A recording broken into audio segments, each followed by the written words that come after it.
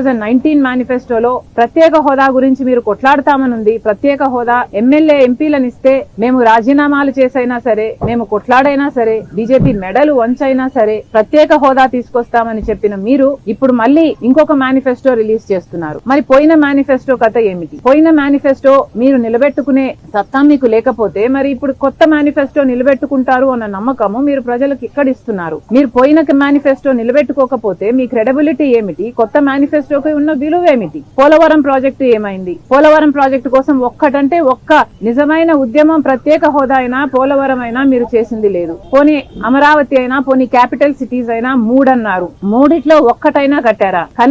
కనీసం ఈ రోజు ప్రజలు తలెత్తుకొని చెప్పుకునేటట్టు ఒక క్యాపిటల్ సిటీ కూడా ఆంధ్ర రాష్ట్ర ప్రజలకు లేదు అంటే ఇది అవమానం కాదా? పోయిన మేనిఫెస్టోలో మీరు పెట్టిన అంశాలు పూర్తి మద్యపాన నిషేధం. మరి పూర్తి మద్యపాన నిషేధం మీరు ఎందుకు చేయలేదు? పూర్తి మద్యపాన నిషేధం అని చెప్పిన మీరే, మీ సర్కారే ఈ రోజు మద్యం అమ్మే స్థాయికి దిగజారింది అంటే మరి మీకైనా మీ మేనిఫెస్టోకైనా ఏమి క్రెడిబిలిటీ ఉంది అని కాంగ్రెస్ పార్టీ ప్రశ్నిస్తుంది. ఈరోజు జాబ్ క్యాలెండర్ గురించి పోయిన మేనిఫెస్టోలో మీరు చెప్పిన అంశము ప్రతి జనవరిలో సంక్రాంతి ఎలా వస్తుందో జాబ్ క్యాలెండర్ కూడా అలా వస్తుంది అని మీరు చెప్పారు 5 సంవత్సరాల క్రితం. మరి దాని మాట ఏమిటి? జాబ్ క్యాలెండర్ ఒక్కటి కూడా 5 సంవత్సరాలు గడిచింది, 5 సంక్రాంతులు గడిచాయి, కానీ జాబ్ క్యాలెండర్ మాత్రం ఒక్కటి కూడా రాలేదు. మరి మీరు ఏం సమాధానం చెప్తారు?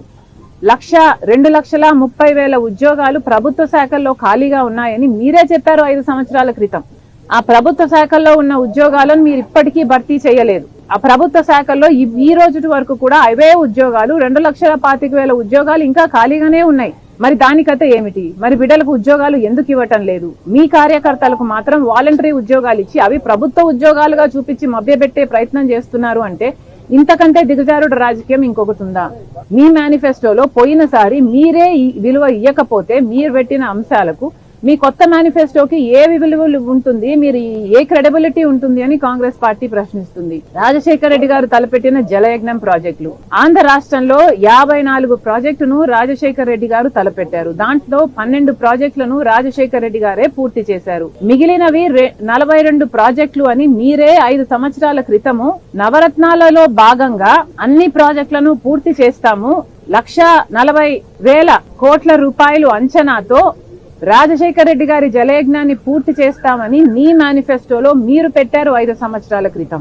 మరి ఈ 5 ఏళ్లలో ఎన్ని ప్రాజెక్టులు పూర్తి చేశారు? కనీసం సగం చేశారా, 10 చేశారా, 5 చేశారా అంటే ఏది చేయకుండా పోయింది. రాజశేఖర రెడ్డి గారు 90%, 80%, 70%, 50% పూర్తి చేసిన ప్రాజెక్టులను కూడా మీరు పూర్తి చేయలేకపోయారు అంటే మరి మీ మేనిఫెస్టోకి ఏ విలువ ఉంది?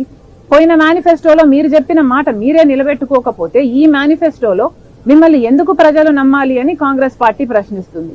పోయిన మేనిఫెస్టోలో ఇదే వైసీపీ ప్రభుత్వం, ఇదే వైసీపీ పార్టీ జగన్మోహన్ రెడ్డి గారు చెప్పిన విషయము 3,000 కోట్ల రూపాయలు ధర స్థిరీకరణ నిధి కోసం రైతులకి ప్రతి సంవత్సరము పక్కన పెడతాము, దాంట్లో నుంచి మద్దతు ధర వచ్చేటట్టు ప్రతి రైతుకి మేము అండగా నిలబడతాము అని మీరు పోయిన మేనిఫెస్టోలో మాట ఇచ్చారు. మరి దాని కథ ఏమిటి? ఎప్పుడు ఏ సంవత్సరం మీరు 3,000 కోట్లు ధర స్థిరీకరణ నిధి కోసం పక్కన పెట్టారు? మరి మీరు ఒక్క సంవత్సరం కూడా పక్కన పెట్టకుండా ఇప్పుడు కొత్త మేనిఫెస్టో రిలీజ్ చేస్తే మీ పాత మేనిఫెస్టోకు విలువేమిటి, మీ మాటకు విలువేమిటి? అలాగే 4,000 కోట్లతో పంట నష్టపరిహారం కోసం పక్కన పెడతామన్నారు ప్రతి సంవత్సరం. ఒక్క సంవత్సరం అయినా మీరు పక్కన పెట్టారా? ఒక సంవత్సరం అయినా మీరు పంట నష్టపోతే ఇదిగో పంట నష్టపోయారు అని రైతులకు మీరు ఏమైనా డబ్బులు ఇచ్చారా? కనీసం రాజశేఖర రెడ్డి గారు ఇచ్చిన డ్రిప్ సబ్సిడీ కూడా ఇప్పుడు లేకుండా మీరు ఎత్తేశారు అంటే మరి మీరు ప్రజలకు ఏం సమాధానం ఇస్తారు?